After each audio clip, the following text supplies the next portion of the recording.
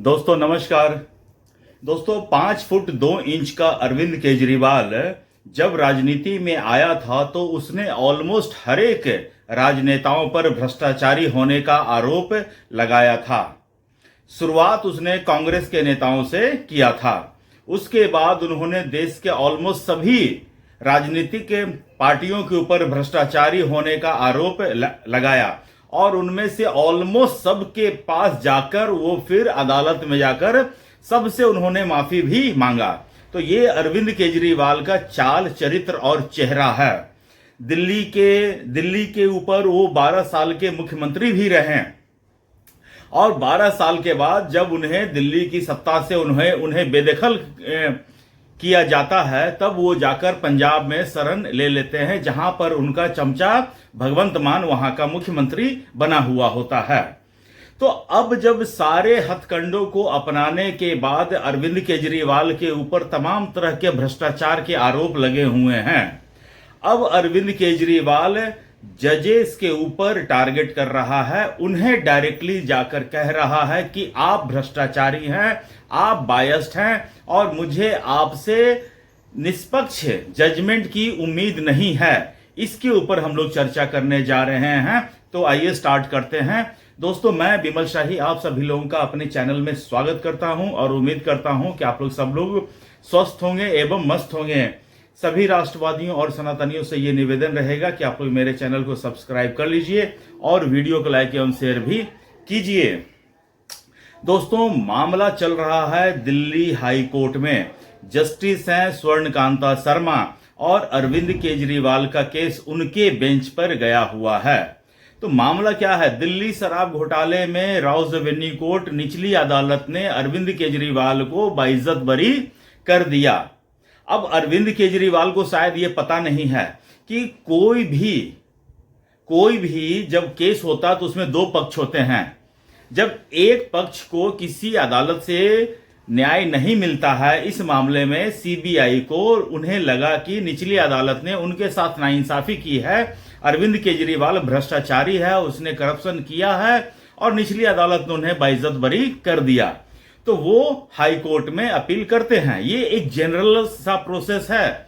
कल को अगर हाई कोर्ट में भी मामला नहीं बनता है तो सुप्रीम कोर्ट तक का दरवाजा खुला हुआ है।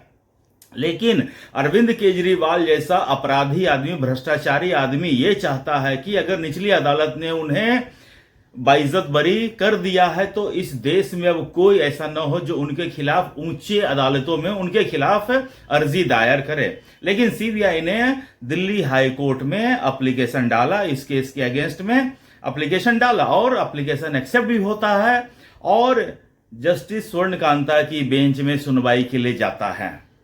जस्टिस स्वर्णकांता ने पहले ही इसको प्रथम दृष्टया जो कह देते हैं कि प्रथम दृष्टया ऐसा लगता है कि निचली की अदालत का आदेश गलत है और जो उन्होंने निचले की अदालत में सीबीआई के ऊपर आक्षेप लगाया था, उन्होंने कहा कि ऐसा लगता है कि सीबीआई ने जानबूझकर अरविंद केजरीवाल को फ्रेम करने का कोशिश किया है और सीबीआई के ऊपर ही इंटरनल जांच सीबीआई के ऊपर डाल दिया था। तो जस्टिस स्वर्णकांता शर्मा जी ने इन सबको ऊपर स्टे लगा दिया था। तो अब अरविंद केजरीवाल को लग गया धक्का, क्योंकि वो तो सोच रहा था कि इतना भ्रष्टाचार करने के बाद भी अगर कोई अदालत हमको बाइज्जत बरी कर देता है, इसका मतलब अब तो हम बच के निकल गए हैं। लेकिन उन्हें अभी और अदालतों का सामना करना बाकी था, इसी वजह से तो अब जो है जैसे ही ये मामला स्वर्णकांत शर्मा के बेंच में जाता है, अरविंद केजरीवाल ने दिल्ली हाई कोर्ट के चीफ जस्टिस को एक पत्र लिख देते हैं कि मेरी जो बेंच है स्वर्णकांता जज के सामने से हटाकर किसी दूसरे बेंच में डाल दिया जाए।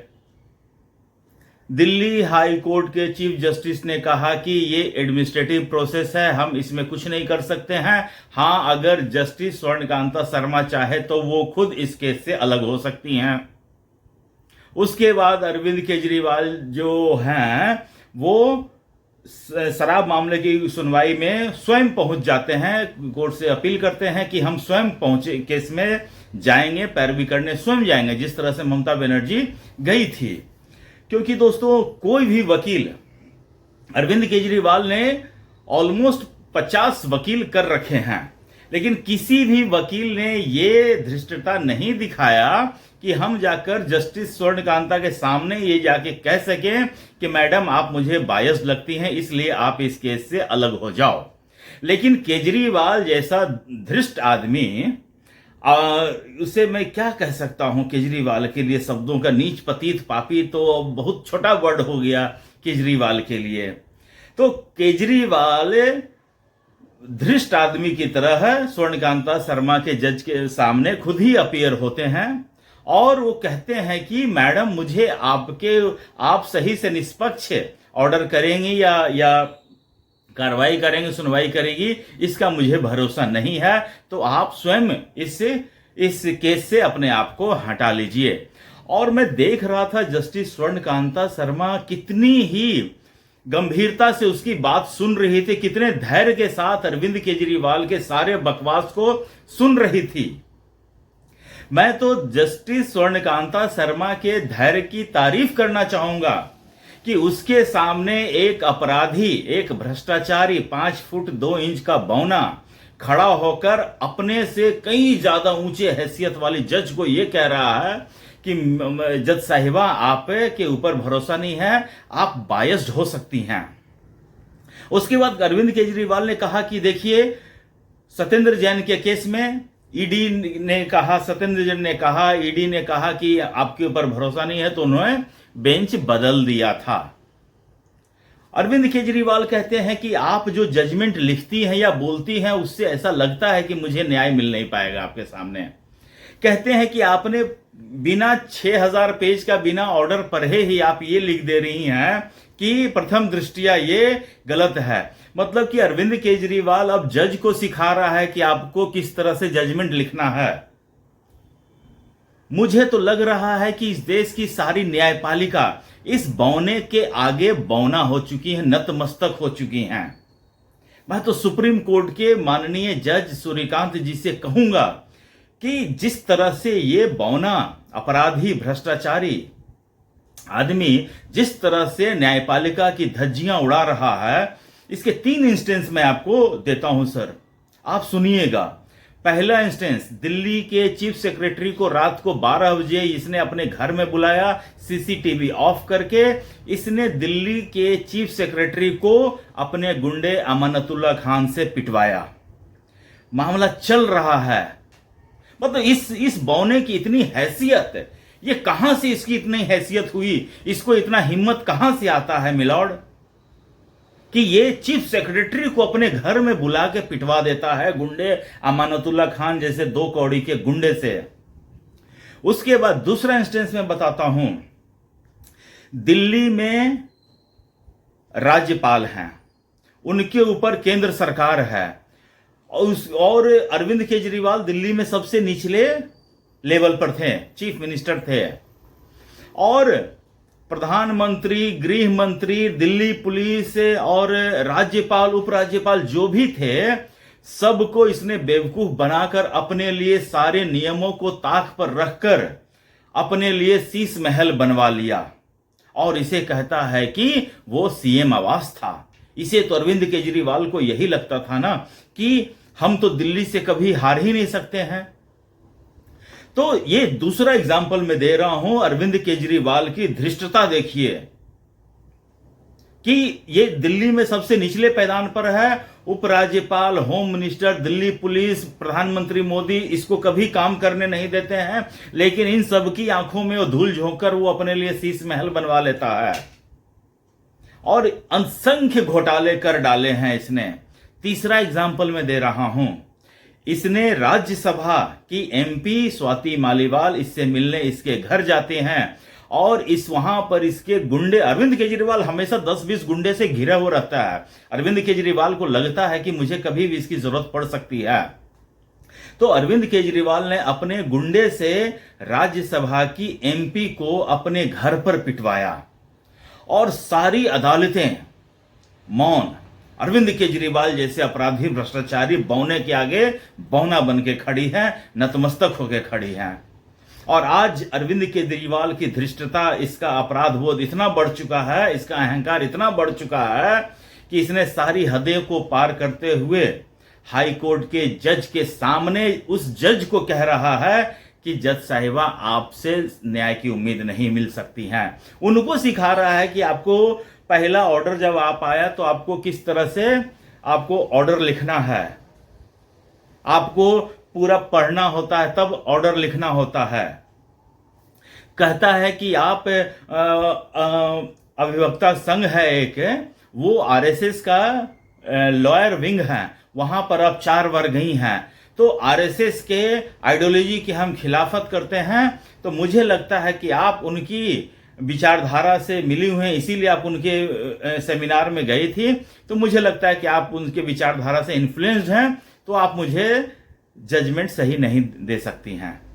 स्वर्णकांता शर्मा जी को मैंने देखा, बहुत ही धैर्य के साथ अरविंद केजरीवाल के हर एक बकवास को सुन रही थी। वो कह रहे थे कि सीबीआई या ईडी कोई भी केस लाता है तो आप तुरंत सुनना शुरू कर देते हैं। तो भैया, तो तुम्हारे जैसा क्या 15 साल लगाएगा कि इस बार हमको 5 साल दे दो, हम कर देंगे यमुना की सफाई, हमको 5 साल दे दो, यमुना की सफाई हम कर देंगे, तुम्हारे जैसा है क्या? उसके बाद दोस्तों ये कहता है कि टीवी चैनल पर अमित शाह कह रहे थे कि हम जो हैं अब अरविंद केजरीवाल सुप्रीम कोर्ट में इसके खिलाफ सुनवाई करेगा, मतलब कि वो पहले से जान रहे हैं कि यहां पर हम ये केस हारेंगे। अरविंद केजरीवाल एक हारा हुआ बौना है, लेकिन उसका अहंकार इतना है, वो जान रहा है कि इस देश में लोकतंत्र है, मेरे पीछे वकीलों की असंख्य फौज है। अरविंद केजरीवाल, एक चीज मैं पूछता हूं, इतने सारे वकील जो इसके पेरोल पर हैं, अरविंद केजरीवाल के बाप के यहां से आता है क्या पैसा? या अरविंद केजरीवाल अपनी जमीनें बेच के इन अपने खिलाफ जो केसेस हैं वो लड़ रहा है? अब तो वो कहीं के किसी सरकार में भी नहीं है। तो पंजाब सरकार के पैसों पर अरविंद केजरीवाल किस हैसियत से लड़ रहा है?